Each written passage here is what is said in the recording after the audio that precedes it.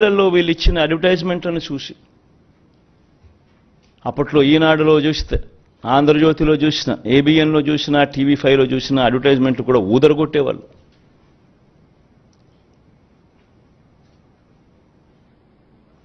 ఒక చెయ్యి ఒక తల్లి చేతిలో, ఒక తల్లి మెడలో మంగళసూత్రం ఒక చెయ్యి లాగేస్తూ ఉంటుంది, వెంటనే ఇంకొక చెయ్యి వచ్చి అడ్డుకుంటుంది.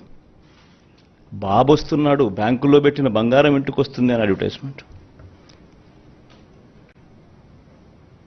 ముఖ్యమైన హామీలు అని అంటూ ఏకంగా చంద్రబాబు నాయుడు గారు సంతకం పెట్టి, ఇదే ముగ్గురు ఫోటోలు ముద్రించి, ఇదే కూటమిగా 2014లో ముఖ్యమైన హామీలు అని అంటూ వీళ్ళు చెప్పిన మాటలు, వీళ్ళు చెప్పిన హామీలు ఏ మాదిరిగా ప్రజలు నమ్మి వీళ్ళకు ఓటు వేసినందుకు వాళ్ళ బ్రతుకులు ఏ రకంగా అతలాకుతలమైనాయి అన్నది కూడా ప్రతి ఒక్కరూ నాగరిక ప్రపంచంలో గమనించాల్సిన అంశం.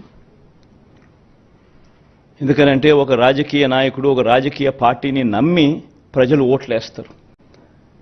వాళ్ళు చెప్పే ఈ మేనిఫెస్టోను చూసి ప్రజలు ఓట్లేస్తారు. వేసిన తర్వాత అది ఇంప్లిమెంట్ కాకపోతే వాళ్ళ బ్రతుకులు ఏమవుతాయనే కనీసపు ఆలోచనలు కూడా లేకుండా రాజకీయాలు చేయడం మొదలు పెడితే బ్రతుకులు ఎలా ఉంటాయి? ఇందులో చెప్పిన ముఖ్యమైన అంశాలు, రైతుల రుణమాఫీపై మొదటి సంతకం చేస్తానన్నారు.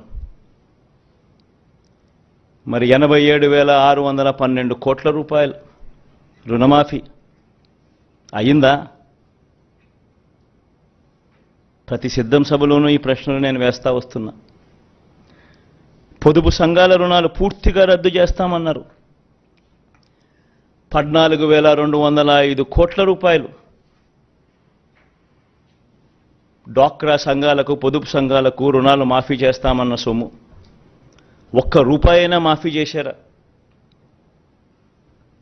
ఇంకా ముందుకు పోతే వీళ్ళ ముఖ్యమైన హామీలంటూ ఇంకా ముందుకు పోతే, ఆడబిడ్డ పుట్టిన వెంటనే మహాలక్ష్మి పథకం కింద 25,000 రూపాయలు బ్యాంకులో డిపాజిట్ చేస్తామన్నారు. 25,000 కదా దేవుడు ఎరుగు, ఒక్క రూపాయి అయినా డిపాజిట్ చేశారా? ఇంకా ముందుకు పోతే ముఖ్యమైన హామీలు ఇవన్నీ. ఇప్పుడు సూపర్ 6, సూపర్ 7 అంటా ఉన్నట్టుగానే ఆ రోజుల్లో ముఖ్యమైన హామీలు అంటూ తాను చెప్పిన మాటలు ఇవన్నీ. ఇంకా ముందుకు పోతే ఇంటింటికి ఒక ఉద్యోగం ఇస్తాం, ఉద్యోగం ఇవ్వలేకపోతే ఇంటింటికి నెలకు 2,000 రూపాయలు నిరుద్యోగ భృతి, 5 సంవత్సరాలు అంటే 60 నెలలు ఇంటూ నెలకు 2,000 రూపాయలు అంటే 1,20,000 రూపాయలు. ఏ ఇంటికి ఇచ్చారు 1,20,000 రూపాయలు? పిల్లల జీవితాలతో ఆడుకున్నారు. అర్హులైన వారందరికీ 3 సెంట్ల స్థలం, పక్కా ఇల్లు అన్నారు, కట్టుకునేందుకు పక్కా ఇల్లు అన్నారు. 3 సెంట్ల స్థలం కదా దేవుడు ఎరుగు, కనీసం 1 సెంటు స్థలమైనా ఏ ఒక్కరికైనా ఇచ్చారా? ముఖ్యమైన హామీలు ఇవన్నీ.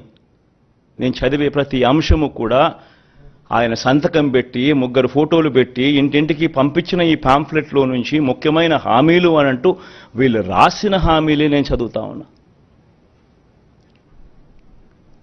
10,000 కోట్లతో బీసీ సప్లాన్ అన్నారు. చేనేత, పవర్ లూమ్స్ రుణాలు మాఫీ అన్నారు. అయ్యాయా? ఉమెన్ ప్రొటెక్షన్ ఫోర్స్ ఏర్పాటు చేస్తామన్నారు. చేశారా? సింగపూర్కు మించి అభివృద్ధి చేస్తామన్నారు. జరిగిందా? ప్రతి నగరంలోనూ హైటెక్ సిటీ నిర్మిస్తామన్నారు. విజయవాడలో కనిపించడం లేదు. తాడేపల్లి కథ దేవుడు ఎరుగు, ప్రతి నగరం కథ కనీసం విజయవాడలో కనిపించడం లేదు.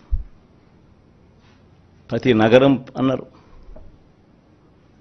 నేను చెప్పేది ఒకటి, ప్రజలు మిమ్మల్ని నమ్మి మీకు ఓట్లు వేస్తే ముఖ్యమైన హామీలు అని అంటూ మీరు చెప్పిన వీటి పరిస్థితుల్లో కనీసం ఇందులో ఒక్కటంటే ఒక్క హామీ అయినా నెరవేర్చారా? పోనీ ప్రత్యేక హోదా అయినా తెచ్చారా? దాన్ని అమ్మేశారు.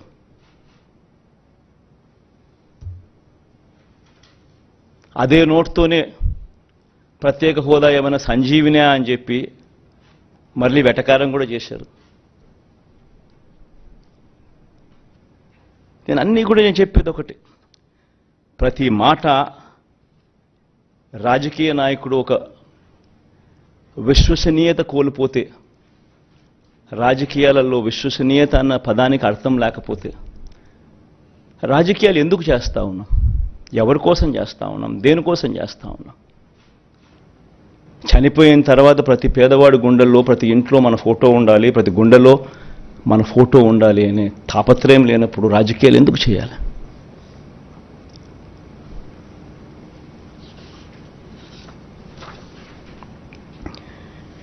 ₹87,612 కోట్ల రుణాలు మాఫీ చేస్తానని చెప్పిన పెద్ద మనిషి 87,612 కోట్ల రూపాయల రుణాల కథ దేవుడెరుగు. బ్యాంకుల్లో పెట్టిన బంగారం విడిపిస్తానన్న మాటలకు దేవుడెరుగు. అంతదాకా అందుతా ఉన్న సున్నా వడ్డీ కూడా రైతులకు ఎగరగొట్టారు.